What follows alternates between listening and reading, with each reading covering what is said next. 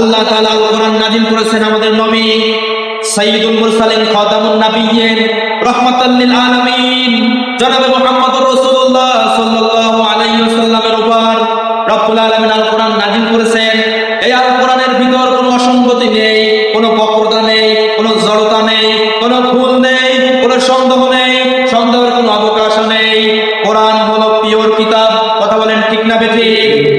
এই কোরআন থেকে যদি কথা বলি অনেকে রাগ করে, অনেকে মনে করে হুজুর বোধহয় আমার দলকে বলেছে, হুজুর বোধহয় আমার নেতাকে বলেছে, হুজুর বোধহয় আমার পীর সাহেবকে বলেছে, আমার দলকে বলেছে, আমার নেতাকে বলেছে, আমার পীর সাহেবকে বলেছে। না, কোরআন যদি আপনার দলের বিরুদ্ধে চলে যায়, কোরআন যদি আপনার নেতার বিরুদ্ধে চলে যায়, কোরআন যদি আপনার দলের বিরুদ্ধে চলে যায়, কোরআন যদি আপনার পীর সাহেবের বিরুদ্ধে চলে যায়, কোরআন যদি আপনার বাবার বিরুদ্ধে চলে যায়, ওই কোরআনের সাথে